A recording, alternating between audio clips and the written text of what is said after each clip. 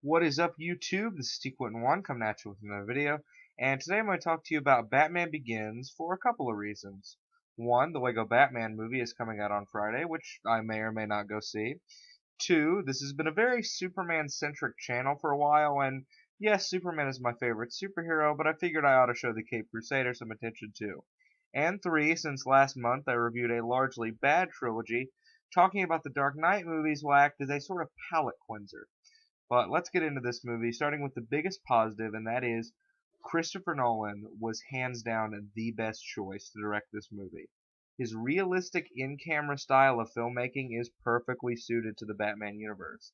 The action scenes, in this trilogy as a whole, but just talking Batman Begins, are still some of the best in any comic book movie. They're so gritty and honestly kind of violent. The scenes where he's training with the League of Shadows, or that awesome train sequence in the end, are just breathtaking. And as I said, it's very in camera. When a car flips and blows up, that's a fucking car flipping and blowing up. A lot of the positives from the action comes from Nolan's grittier take on the universe, though. Now, Batman has always been a dark character, so telling a grounded story is nothing new, but his execution takes it farther than any previous director. Another thing I think he did better than anyone before or since, to be honest, is the beginning of this film really illustrates what a hellhole Gotham is. There's a really great line where Jim Gordon is asked if he's a rat, and he just responds with, "Who is there to rat to?" It's made clear that this is a world that needs someone like Batman to intervene, and like the original Richard Donner Superman film, they develop the supporting cast a lot before Batman even shows up, so we get to clearly see how his involvement affects them throughout the rest of the movie. And yeah, I haven't even touched on this cast yet, but holy shit, it's amazing. I've already brought up Jim Gordon, but Gary Oldman is, in my opinion, one of the best casting choices in any comic book movie. He nails this character, and while some of the previous actors did do a good job, Oldman just gets lost in this role, and he makes Gordon feel relatable, which is how he should feel. He's sort of the audience character in a way. And Michael Caine is always great, but Alfred is just another level.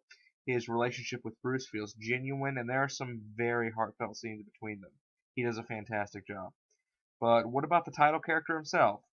I'm aware not everyone is a fan of Bale's version of the character, but I think he did a great job for the most part, especially when playing Bruce Wayne. He really understood the duality of this role, and he wasn't afraid to go vulnerable at times.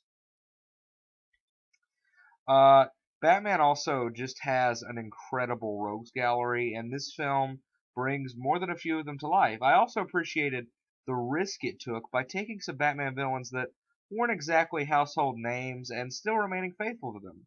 In my opinion, this is one of Liam Neeson's best roles. He captures Ra's al Ghul so well. He's really cold and calculating, and his line deliveries are just chilling sometimes.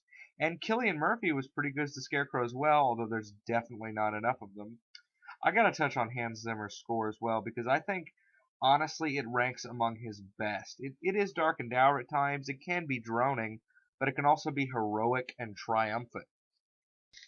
And finally, I gotta touch on David Goyer's script. Now, Goyer may not be a particularly good scribe in most cases, and he's been dissed on pretty hard lately. To be honest, for good reason. He's made some pieces of shit. But he really poured his heart and soul into this script, and it shows. It's tightly written, the dialogue is good, and it delves into some of the more philosophical aspects of Batman. And also, it's paced masterfully. But there are some flaws. Not all of the performances are great. For instance, I never really liked Katie Holmes as Rachel. I mean, she's okay, but her character honestly seemed kind of out of place. Although maybe that was the idea. I also don't see why they needed to make up a new character when they could have used any one of Batman's love interests from the comics. And as I already said, some characters get sidelined too, like Morgan Freeman as Lucius Fox is a great character, but he gets next to no development in this movie. And I really wish there was more Scarecrow, because he gets a cameo in the other two films, but to be honest, he barely has more than one in this.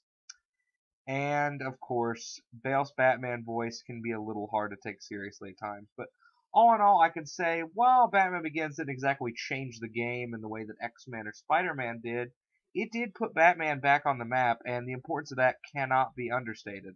I'm going to give it a 9 out of 10. This is T-Quentin1 signing out.